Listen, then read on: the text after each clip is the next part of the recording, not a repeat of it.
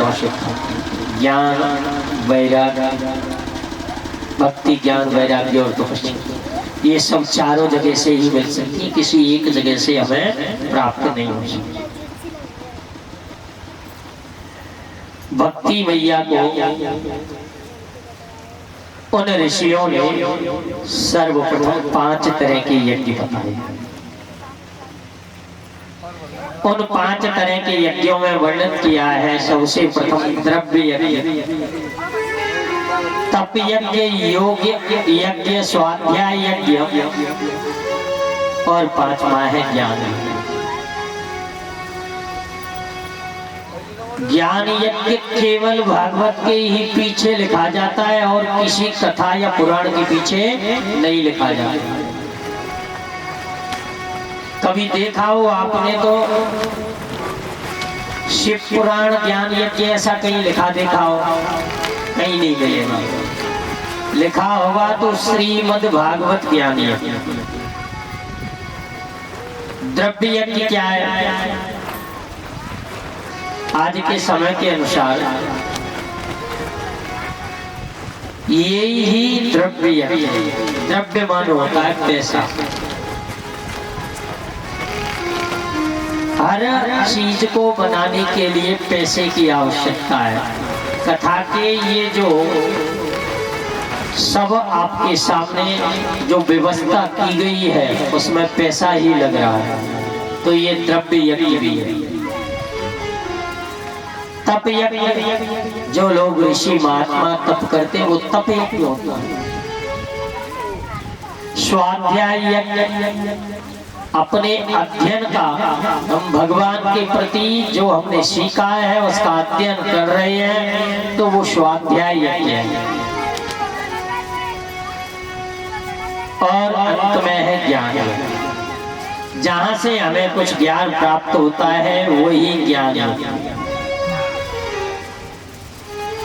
मैया भक्ति को सनक सनातन सनत कुमार चारों ऋषियों ने कथा श्रवण कराई है और इस कथा के प्रभाव से उनके जो दोनों बेटे हैं वो तरुण अवस्था को प्राप्त होते हुए हैं। बोले भागवत भगवान की जय हो।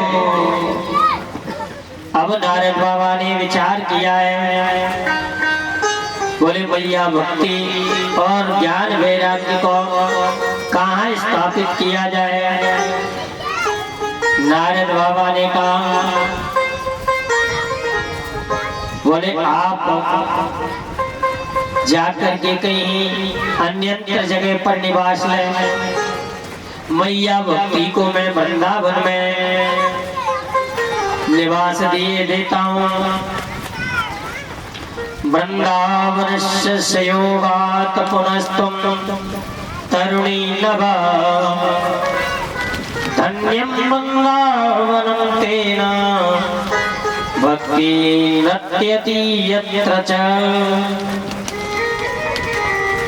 नारद बाबा ने मैया भक्ति को वृंदावन में स्थापित किया है और यदि भक्ति देखनी हो तो आज भी वृंदावन में ही भक्ति देखने को मिलती है।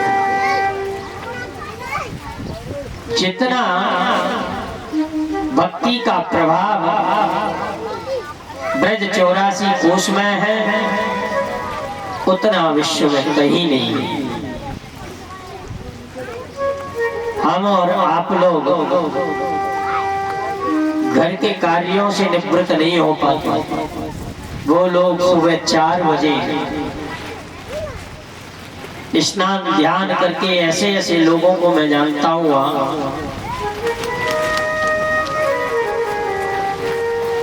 मेरे पिताजी के साथ थे एक संगीत वाले और शायद इन बाबा साहब की कथा में वही थे, तुलसीदास शर्मा गोवर्धन वाले। प्रतिदिन अगर घर है तो सुबह 4 बजे से परिक्रमा करना, 7 बजे दुकान खोलना उनका नित्य का काम। हम लोग अपने ही कार्यों से निवृत्त नहीं हो पाते। और वृंदावन में यदि आज हम पहुंच जाएं तो किसी भी व्यक्ति का आने का मन नहीं करते। एक कवि ने लिखा है, वृंदावन धाम को वासु भल्यो, जा पास भये यमुना पटरानी, जो जन नित नहाय के ध्यान धरे, वैकुंठ मिले तिनको रजधानी। वेद पुराण बखान करें, संत जननी के मुनिमानी,